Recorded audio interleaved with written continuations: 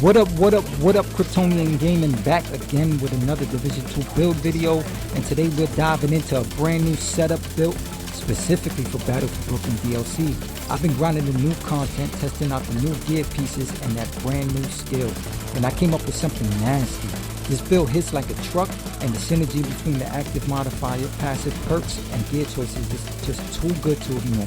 But before we get into the breakdown, make sure to hit that like button, subscribe, and tap that bell so you never miss the build drop from me. Let's get into it. Alright, let's break down the global modifiers introduced in the Battle for Brooklyn Season 7 of the Division 2. Once activated, Hardcore grants you 3 unique attributes: firearm, stamina, and electronics. Each attribute provides a combat bonus that scales based on its current tier, ranging from tier 1 up to tier 5. Firearms: increased critical hit chance, does not count toward the crit cap. Tier bonuses: tier 1 is 2%, tier 5 is 10%. The bonus perk or ammo is fully refilled. This attribute rewards aggressive playstyles, especially for crit focused DPS builds.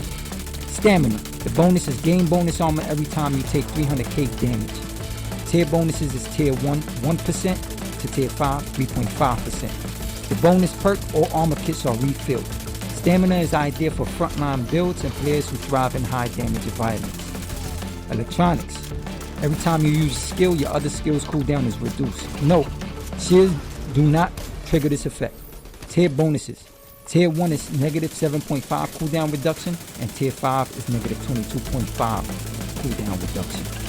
The bonus perk or skills cooldowns are instantly reset. This attribute is perfect for skill-based builds and support players who want to maximize uptime on abilities. For this build, I'm rocking the Assault Link active modifier, and it's a complete DPS powerhouse when time corrected. Once activated, your firearms attributes is automatically boosted to tier 5, unlocking the highest critical hit chance bonus and the powerful ammo refill perk. Here's how it works: 5% weapon damage for every non-red core equipped. Attributes values are frozen during activation, meaning they can't drop or change. Or attributes bonuses are multiplied by 4. All passive modifier values are doubled for the duration. On activation, allies within 25 meters gain a boost to their firearm score. The duration is extended by 3 seconds for each nearby ally. Base duration is 25 seconds, cooldown is 60 seconds. Once the effect ends, all attribute scores reset to baseline. This is a perfect tool for burst damage, team synergy, and clutch scenarios. With the right setup, especially when built around smart cover or skill hybrid builds, Assault Link turns you into a walking nuke. For my passive modifiers, I'm running Loaded Up, a subtle but deadly addition to this build. While your firearms attributes is at tier 5, 25% of your critical hit chance is converted directly into critical hit damage. For example, if you're running 50% crit hit chance, this gives you an additional 12.5 crit hit damage on top of your existing damage output. This modifier scales beautifully with crit heavy builds and stacks even harder when paired with Assault Link, which locks your firearms at tier 5 for the full duration. It's a passive, but it hits like an active, and it turns every shot into a potential mini nuke, especially if you're already stacking crit chance and crit damage through gear and talents. My second passive, I'm using tech upgrades, and this one brings some serious synergy between weapon damage and skill power. While you at least tier 3 in both firearms and electronics, your skill duration is increased by 25% of your current critical hit damage value. The modifier bridges the gap between red and yellow core builds, letting you get extended skill uptime just by stacking crit damage.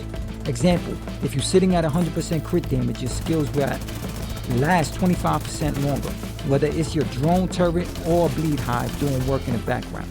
This creates a deadly loop when paired with Assault Link and cooldown reduction from electronics, giving you longer lasting skills while maintaining high DPS output. It's a passive that rewards balanced build design and adds even more value to crit stacking. My third passive, a tier day, and while I haven't unlocked all the modifiers yet, if I had, I would have considered running multi. This one still brings serious value to the build survivability. For every tier you reach in any attribute, you gain 10% total health. This means the more you diversify and push your attribute tiers, whether it's firearms, stamina, or electronics, the more tanky you become without sacrificing offense. Example, at tier 5, tier 3 electronics, tier 5 firearms, and tier 2 stamina, you're sitting at a total of 10 tiers, which equals 100% boost to total health. That doubles your base health pool just for building smart. This modifier rewards well-rounded builds and encourages players to push into hyper territory, stacking survivability without giving up damage or skill power. Now let's jump into the firepower. For my primary weapon, I'm rocking the new name G36 Assault Rifle, the Caretaker. Hence the name Caretaker X Build.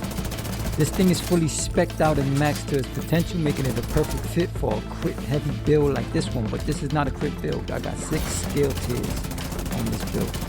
What really makes it shine is the talent Perfect Killer. Perfect Killer killing the enemy with a critical hit grants 90% critical hit damage for 10 seconds. This is absolutely lethal when stacked with the global modifiers and passive bonuses I mentioned earlier. Once you land that first crit kill, your DPS skyrockets, turning the Caretaker into a true boss melter. It's aggressive, it's reliable, and when timed with Assault Link, your burst damage hits absurd levels. For my secondary, I'm running the blue screen, the exotic LMG that brings crowd control and utility into the mix. It comes with the unique talent Disruptor rounds. And while I won't dive deep into the full mechanics, here's the core concept. Shooting enemies applies a mark and builds stacks on your agent up to 50 total. Shooting a marked target refreshes the mark and continues building stacks. Deploying any non-shield skill, remove the stacks and triggers a powerful effect on all marked enemies. This weapon isn't just for damage, it's about control, support, and strategic disruption. In the right hands, it can lock down an entire wave, making it the perfect complement to an aggressive primary like the Caretaker. Blue screen adds that extra layer of tactical depth, especially when paired with skill mods and the electronics attribute synergy. Now let's talk about the core of this build. I'm running the Striker's Battlegear brand set, and it's doing the heavy lifting for both weapon handling and raw sustained damage.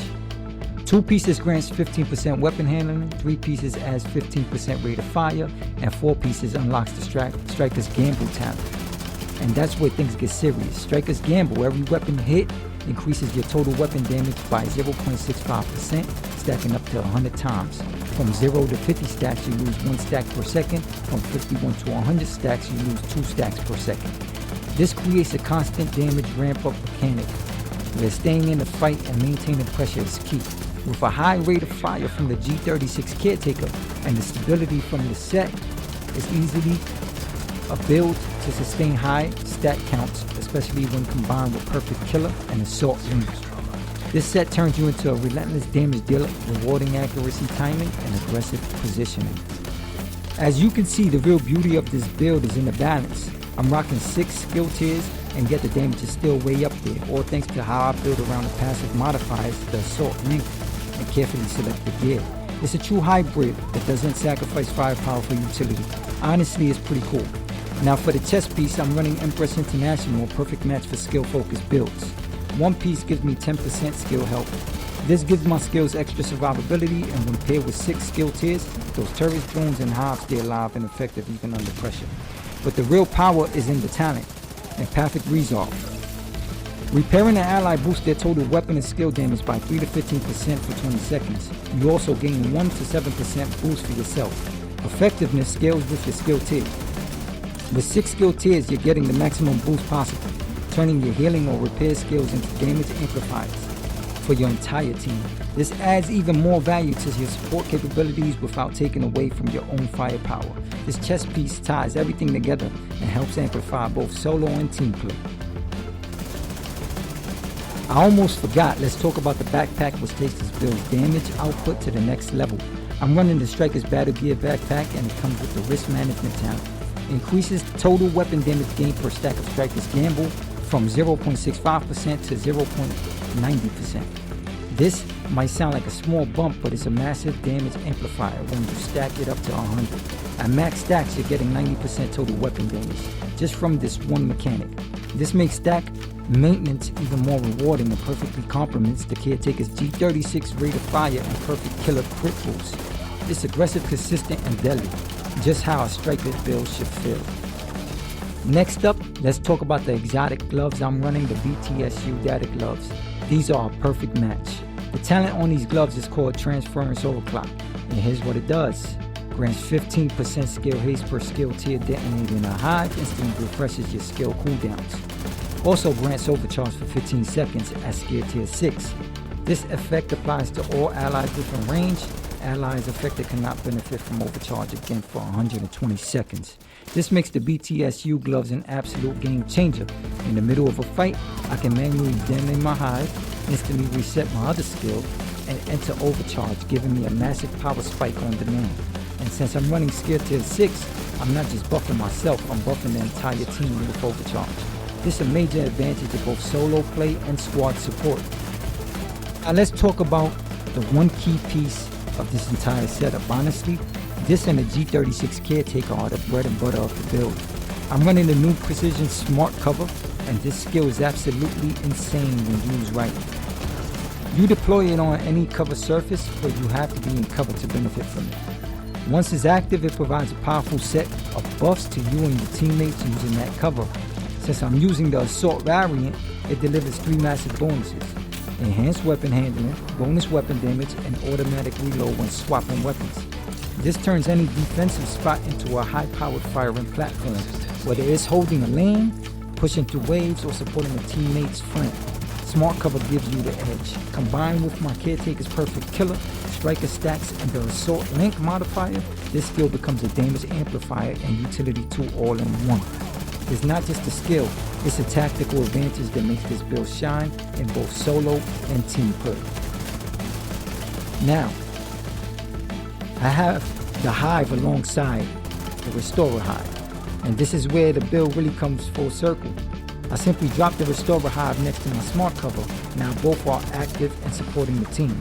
Then when my Smart Cover expires, I manually detonate the Hive, which thanks to the BTSU gloves refreshes my skill cooldowns and instantly brings Smart Cover back online. Just like that, I redeploy Smart Cover and we're back into handling out massive damage buffs with 0 downtime.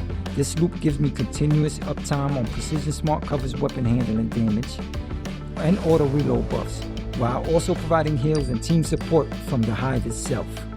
It's smart, it's efficient, and it keeps you in your squad in the fight, fully buffed and dishing out non-stop pressure. Let me know in the comments down below what you think of this build and your thoughts on the new Battle for Brooklyn DLC. Personally, I'm loving it. As a longtime Division fan, this update is hitting all the right notes. If you enjoyed the video or learned something new, drop a like, subscribe to the channel, and don't forget to hit that bell so you're notified every time I drop a new build or breakdown. Thanks for watching. I'll catch you in the next one. Agents, stay sharp.